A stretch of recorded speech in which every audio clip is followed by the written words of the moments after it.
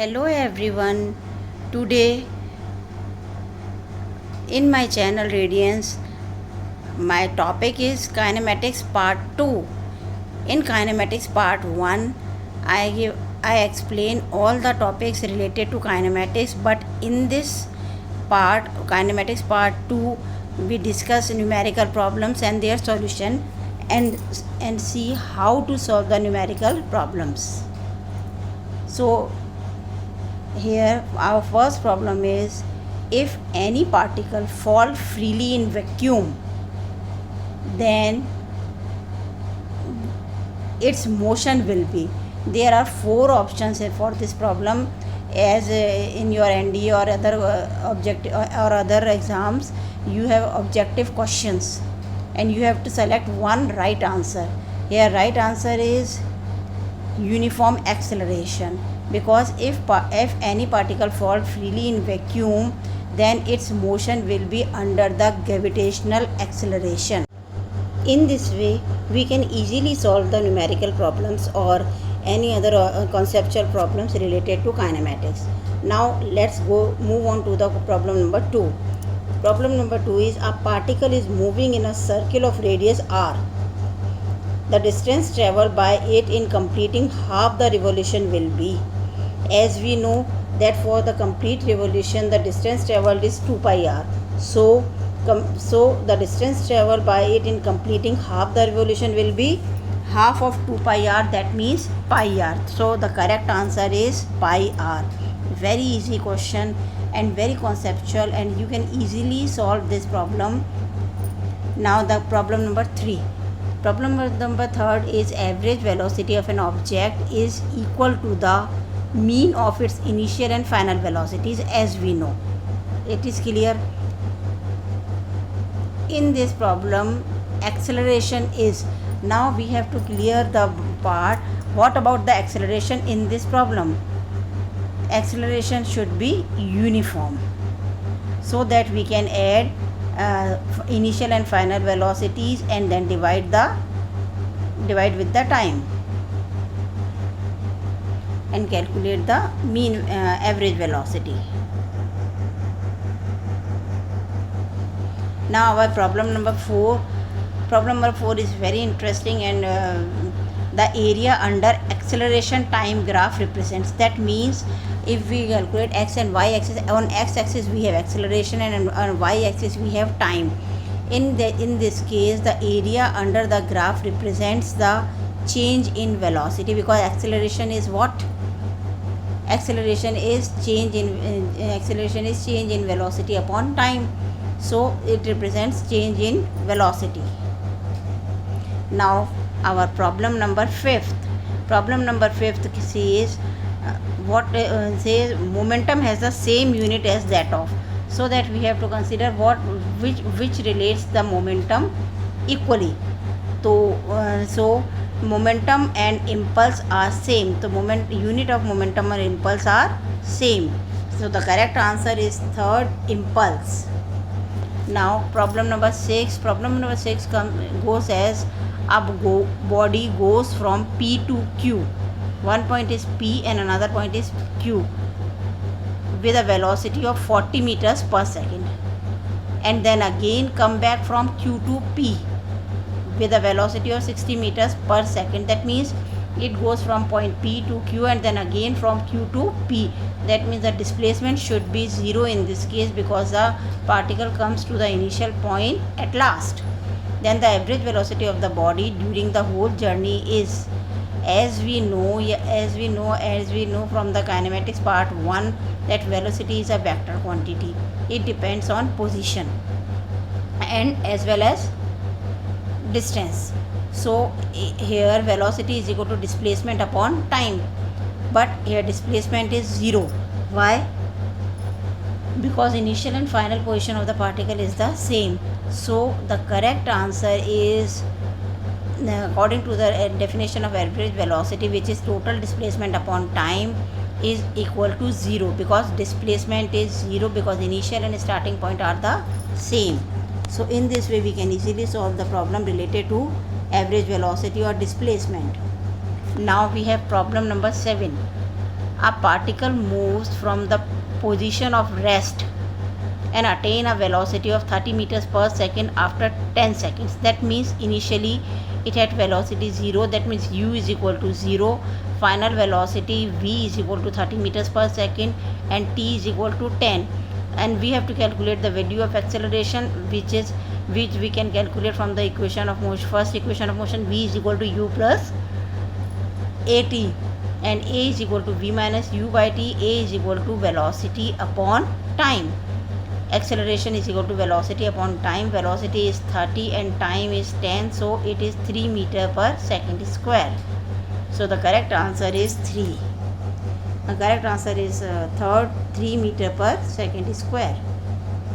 Now our next problem is related to the impulse. Impulse means a strong force for a very short time. The impulse on a particle due to a force acting on it during a given time interval is equal to the change in its momentum, because as we know from the second law of Newton's second law, impulse I is equal to dp by dt, where p is the momentum. That means impulse is the rate of change of momentum. So the correct answer is momentum. The impulse on a particle due to a force acting on it during a given time interval is equal to the change in its momentum. Now the next problem is, two bodies A and B are moving with equal velocities. The mass of B is doubled that of A. In this contest, which one of the following statement is correct? If the mass of B is doubled, then momentum will also be doubled, because momentum p is equal to mv. Velocity in this case are same, but momentum is different, mass is different. Mass of the body B is double, so momentum of B will also be double that of A. Is it very simple? Because we know the formula of momentum P is equal to mv.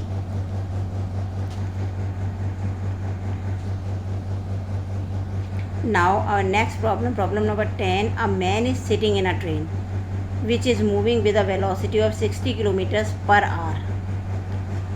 His speed with respect to the train is, in this case we say that sometimes we think that if train is moving with 60 kilometers per hour, then the speed of the man is also 60 kilometers per hour with respect to the train. But this is not the right answer, because the man is sitting on the train and he is moving with the train, so its velocity with respect to the train is 0, because he is fixed with respect to the train, so its velocity is 0 with respect to the train.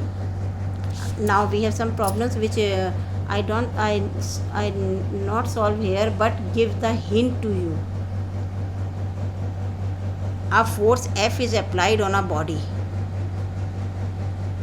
which moves on a straight line for a duration of 3 seconds.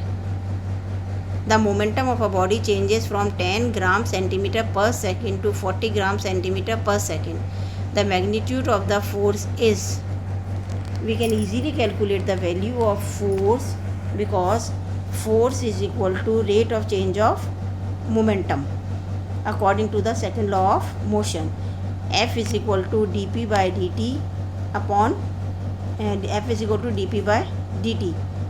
Here change in momentum is 40 minus 10, that means 30. 30 upon 3, that means 10.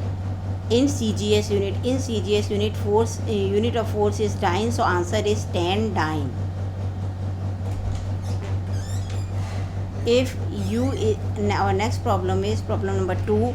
If u is the initial velocity of a body and a is the acceleration, the value of distance traveled by it in nth second is, this is the direct formula which we study in our kinematics part 1, and the formula is that value of distance traveled in nth second is u plus half a 2n minus 1. This is a direct question. So and at the time of study of kinematics part 1, we clearly mentioned that you should learn these formulae by heart. A passenger in a moving train tosses a coin upward. Oh, this is very interesting problem. A passenger in a moving train tosses a coin upward, which falls behind him. It implies that the motion of the train is accelerated, uniform, retarded along a circular track.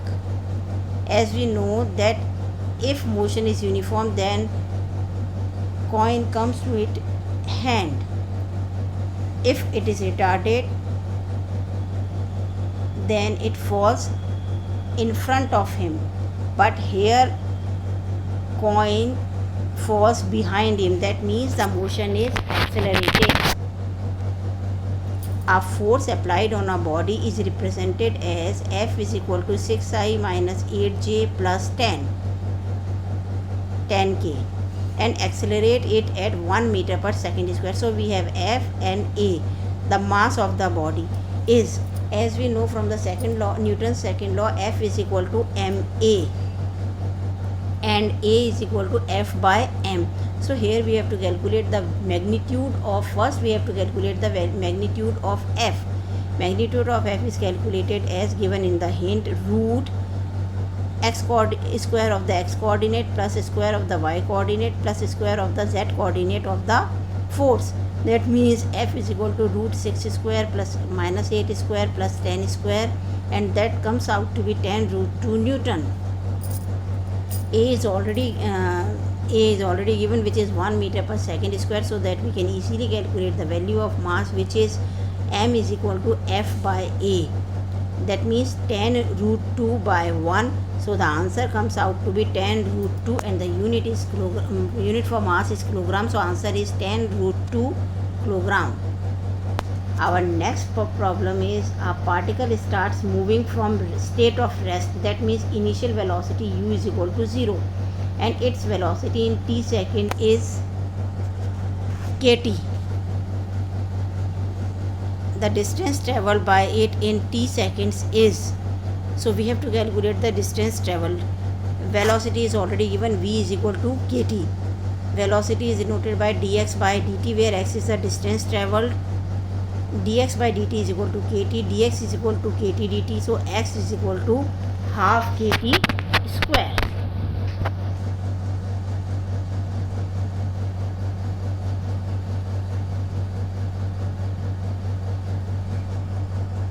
When we integrate this, if an object undergoes a uniform circular motion, then it's okay. We have an object and it moves along uniform circular motion.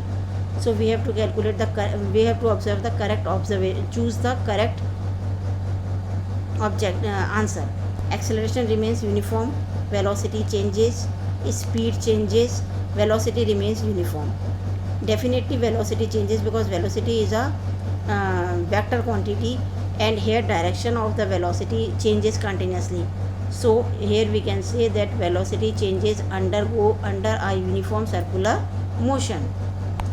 A particle is moving with uniform acceleration along a straight line ABC. Particle is moving along a straight line ABC, where B is the center point. That means AB is equal to BC. The average velocity of the particle from A to B is 10 meter per second, and from B to C is 15 meter per second. The average velocity for the whole journey from A to C in meter per second is, as we know that we can calculate the average velocity by taking the mean of the velocity. Here the velocity of the first half is 10 and the velocity for the second half is 15. So the mean of these two is 12.5. So the answer is 12.5 meter per second. A bullet of mass 20 gram is fired in the horizontal direction with a velocity 150 meter per second from a pistol of mass 1 kilogram. Recoil velocity of the pistol is, here we have to calculate the recoil velocity, which we calculate by using the law of conservation of momentum. According to the law of conservation of momentum, initial momentum is equal to final momentum, and when we put the value of initial and final momentum, initial and final when we calculate the value of initial and final momentum, then we can easily calculate the recoil velocity, which comes out to be 3 meter per second. Hint is already given, where velocity of a pistol is equal to velocity of momentum of pistol is equal to momentum of bullet. The impulse on a particle due to a force acting on it during a given time interval is equal to the change in its, as we know from the Newton's second law of motion, impulse is equal to rate of change of momentum. So here the correct answer is 2, momentum. A car travels the first 1/3 distance at a speed of 10 km per hour and the next 1/3 distance at 20 km per hour and the last 1/3 distance at 60 km per hour. Now we have to calculate the average speed of the car. That is very easy, because we know the formula of the average speed is equal to total distance travelled upon total time taken. Total distance travelled, that is 3s, in which 1s is travelled with the speed of 10 km per hour, second s is travelled with the speed of 20 km per hour, and third s is travelled with 60 km per hour. So we can calculate the average speed as total distance upon total time, 3s upon s by 10. S by 10 is the time taken for the first half, s by 20 is the time taken for the second one third distance, and s by 60 is the time taken for the third one third distance, and the final answer comes out to be 18 kilometers per hour, which is the average speed of the car. Thank you. Next time we come up with a next new topic, which is very interesting and as well as useful for you. Please keep on watching my channel Radiance, because it is very helpful for you to achieve your gain, to achieve your aim, and to get into the to crack any competition of this level.